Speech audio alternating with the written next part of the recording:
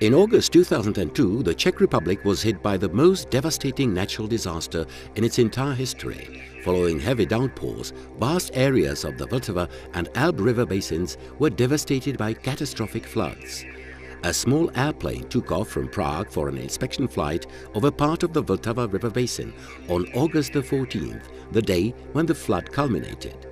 One of the tragic symbols of the floods was the village of Metli. After local pond dam failure, a flood wave several meters high raised half of the houses in the village to the ground. South Bohemia is slowly waking up from a nightmare. The high water culminated here in the morning of August the 13th. But the worst flood wave was still to come to the towns and villages along the Lužnice. The overall situation was aggravated by overfilled ponds. The Orlik Dam, the key element of the Wełtawy cascade, is also coming through the most critical moments in its history. The flood on a tributary, which culminated on August the 13th, was classified by water management experts as exceeding 1,000-year high water. Over 3,000 cubic meters of water per second kept thundering down the 90-meter-high dam.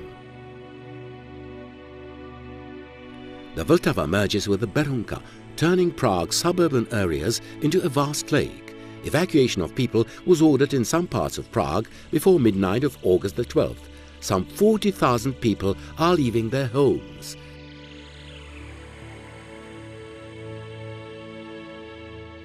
The flood wave surges on towards the confluence with the Elbe and through northern Bohemia to Germany. Vast areas on the middle and lower reaches of the Elbe are flooded. The overall damage in the Czech Republic and Germany accounted for more than 11 billion euro. Despite all the horrors caused by the high water, the lessons learned from the flood that hit a large part of Moravia in 1997 proved to have a positive impact. This was markedly reflected in the number of casualties. While in 1997 the flood exacted some 60 human lives, in 2002 the number of casualties totaled only 19. The floods in Moravia also greatly influenced the establishment of the country's new rescue corps.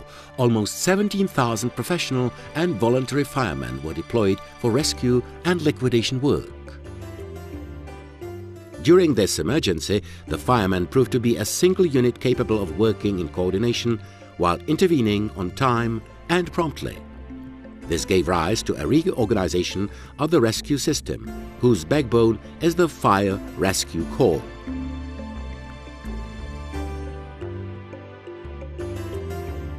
In June 2000, the Parliament approved an act on the Fire Rescue Corps of the Czech Republic and passed other major laws, namely on crisis management and integrated rescue system. A professional rescue corps with a new structure, mission, jurisdiction, powers and tasks was established when the legislation came into effect on January 1st, 2001. Since then, it has become a solid mainstay of the Czech Republic's security system. The immediate response to the big floods came in a number of other major legislative measures enacted in the years 2000 to 2004. The strategy for protection against floods spells out other vital measures and creates a framework for defining specific prevention programs. Mention should also be made of the Water Act, as later amended, and the decree of the Ministry of the Environment defining flood areas. It is vital to identify the actual scope of the territory potentially threatened by flooding for strategic decision-making on the implementation and extent of flood protection measures. That is why flood-prone areas have been identified along almost 80% of the length of major watercourses. In conjunction with the Czech Hydrometeorological Institute, the individual river boards have devised advanced early warning systems based on applications of mathematical forecasting models.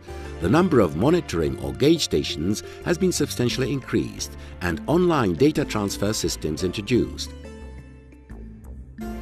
Positive effects in reducing flood damage have also been brought by suitable manipulation in river dams.